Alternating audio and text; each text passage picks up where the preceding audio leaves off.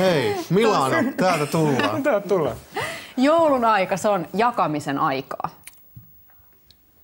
Jaha, karuissa paikoissa on huonoinakin aikoina jaettu vähästään ja pelastettu toisia ihan oman hengenkin kaupalla.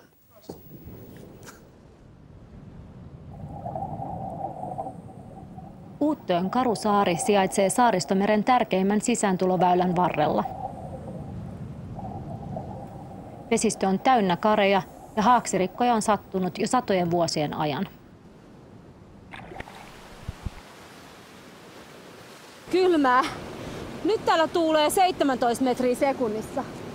Jouluyönä 1947 tuli yhtäkkiä lumimyrsky ja tuuli yltyi niin, että se oli ainakin 24 metriä sekunnissa. Amerikkalainen rahtialus Park Victory oli ankkurissa tuolla. Sen ankkuri ei pitänyt ja yöllä se ajelehti tonne, rysähti kariin ja upposi noin 1,5 metrin kulmaa Uuttööstä Kaakkoon. Uuttö on ollut jo 1600-luvulta lähtien luotsien, majakanvartijoiden, tullimiesten ja sotilaiden tukikohta. Tällä kertaa saaren miehet hälytettiin apuun keskellä jouluyötä. Naisväki jäi tänne kotiin valmistelemaan haaksirikkoisten auttamista. Luotsin tytär Solveig oli 17-vuotias. Det gick ut militären och lotskuttern och sjöräddningsbåten och min bror och pappa omedelbart blev de kallade och så kunde de fara ut och rädda det som räddas kan. Miltä teistä tuntui silloin jouluyönä, kun isä ja veli lähti sinne myrskyn keskelle? Se oli pakko. Siellä se on ollut niin monta haaksirikko täällä Uuttössä. Haaksirikkoiset tuotiin tälle laiturille. 48 hengen miehistöstä 38 pelastettiin. Där sa lotsarna, ni får ta och bära hem männen. Och hela byn var ner och tog emot dem. Jag bar den här mannen från Stora bron till här när vi bor. Mies oli nuori kapteeni Alan Sepp.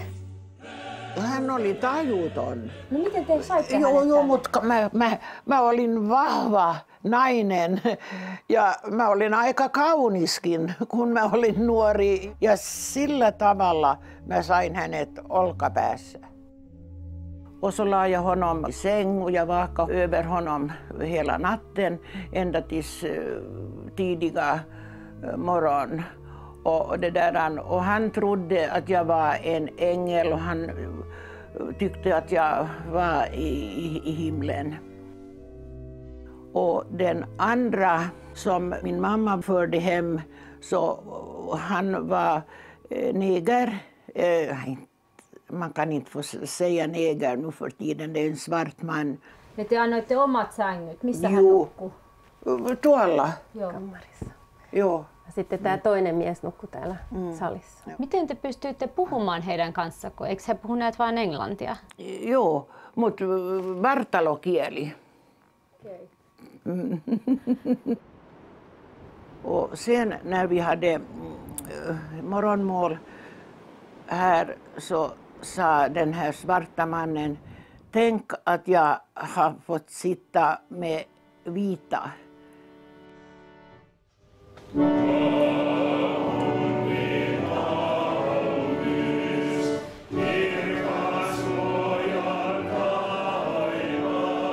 Uuttööläiset antoivat miehille ruokaa, vaatteita ja kenkiä, vaikka niistä oli kova pula sodan jälkeen. Miehistö palasi sairaalan kautta Amerikkaan. Yhdysvalloissa pelastuneet keräsivät rahaa ja lähettivät saarelaisille kiitokseksi sokeria ja kahvia. Mutta uuttööläiset myivät lahjat ja ostivat rahoilla 10-haaraisen kynttelikön muistamaan niitä 10 merimiestä, jotka eivät selvinneet Park Victoryn haaksirikosta.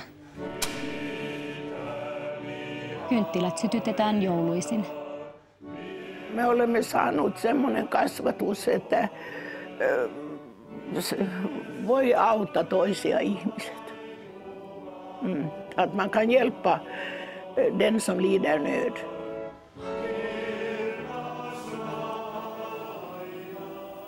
Vuonna 1947 siis uuttööläiset pelastivat amerikkalaisen rahtilaivan miehistön ja se oli todellinen kulttuurien kohtaaminen keskellä jouluyötä.